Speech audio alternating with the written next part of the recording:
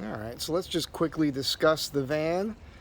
Quick update on the exhaust, the new exhaust, the spare tire, the front end. Just farting around with this thing. Let's start with the exhaust. So people are nervous that, that pipe is going up above the spring. And they're also talking about that holder back there. You could see as if that's the only holder on the exhaust pipe, which is just not true. I'm going to move this around a little. I have to really force that with strength. It's not going to hit anything there. That spring should never compress up to the point where it hits that pipe. We're going to get underneath there and talk about that. There is another holder right there.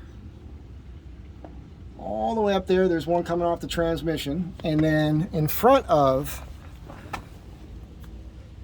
the muffler, there's another one. So that's one. There's 2 and 3 back there. And then there's another one, as I was just saying, right here, right coming off the transmission. So it's rock solid, people. Don't worry about that. The paint, I'm not happy about the paint on the end there because it was a new pipe. I sanded the rest of the pipe and painted that myself while Dave was doing something else, which it's already kind of fading off, but that's okay. But I didn't sand this. That's why the paint flaked off with the heat. So when we did this, we were just excited to do it. Dave's a 4x4 guy. He ran his like this on his Samurai. And this is a very strong spring. The idea that that spring could push beyond the curve in the opposite direction to interfere with this, I don't really think that's going to happen. However, there's some play here because that's rubber, so we just push up a little. I just keep getting dirty. Also, I just noticed, so we've got a little moisture right here. That's coming out of that's interesting. I have to talk to Dave about that. That means, see that? So that's probably not welded all the way around. And this does have a back angle, which we didn't really notice when we put it in. So, it might make sense to cut this off, lift the pipe, maybe redo one of these angles and get it so it's a downward angle coming out the back. So Dave, if you end up watching this, you'll see it. Dave's in Yosemite right now having a good time in his van, camping.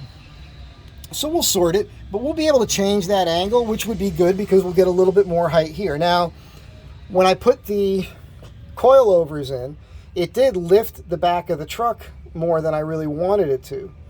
And so I had considered moving this up a hole, which of course I can't really do now because then it would come in contact. So I'm still sorting all that stuff out. But it's going to be fine. I just checked on this. The spare did move forward and it moved back over to here. Okay. So now it's touching this. So what I'm going to do, it's real close to the spring, but it's not actually making contact. So I'm going to take the spare down. I'm going to drill through here. I'm going to put like a 1-inch spacer block on this side so the tire hits that and keeps the tire registered more over to the passenger side. All right. Then I have plenty of clearance for the spring and that won't be a problem anymore. Now, after I put those coilovers on, my front end just seemed low.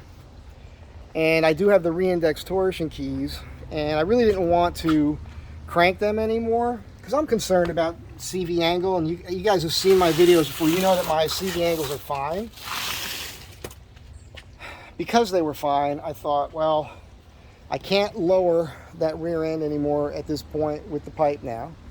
So I kind of have to crank the front. So I did. And for those that don't know, let's see if we can find it here. If I left it out or I put it away. I must have put it away. It's an 18 millimeter socket. I'm using a deep socket to adjust your torsion keys, which are right here in your cross member. Now, on mine, here's your torsion key adjustment bolt. On this side, on the passenger side, this one's always tight on me. I sprayed some WD-40 in there. So if they're tight, if you go ahead and try to crank on that and it's super hard, just do yourself a favor, jack up your front end and take the weight pressure off, and it'll be easier. Here's your CV angle. It's actually not that bad at all. You know, when I cranked it 1/2 inch to 3/4, I suppose, from what it was, probably closer to 1/2 inch, 5/8. It was 36 inches to the fender. I had 37 in the rear, 36 in the front. Now at about 38 in the rear. It did settle already. I do have weight in there. I'm at 36 and a half about here. So I'm okay with that, right? It's just under 38 in the rear now. So we're like 1 1/4 inches, somewhere's in there off. And I'll tell you right now, it's on an angle in the driveway because the driveway pitches in that direction and it pitches in this direction. So when you pull up on this angle, it's about as level as you can get. And from side to side here, I'm 1/8 of an inch higher at this fender, which I'm okay with because when I get in it, it settles, as we all know. Also, I know that we have the Chevy lean issue, right? But one of the things you have to think about is if this is lower here than the other side, get to a flat place, measure your front. Because sometimes, and it happens to me, if the passenger side in the front is higher than the driver's side, well, that's forcing your rear left down more. So lower your front end on the passenger side and you'll see your rear end come up a little bit. That's how that works. You know, it's kind of common sense, but common sense isn't so common.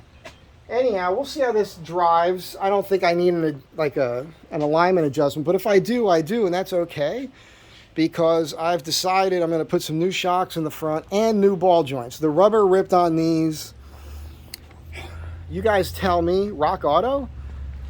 Man, there's so many choices on there, right? For just parts. It gets crazy. So, but they've got a Mevotech that looks super heavy duty. And if you hit the info button on there, you could see what they're showing you as far as their manufacturing process and their design and why they think it's better and everything else. It's got a green boot. If you're looking for it, it's like green and like a tan color. And all 4 bolts are riveted to like a half moon style clip that go in and then you bolt through that. So that seems kind of heavy duty. I don't remember if it's rears or front, but one of them is $57 a piece and the other one's like 30 something a piece.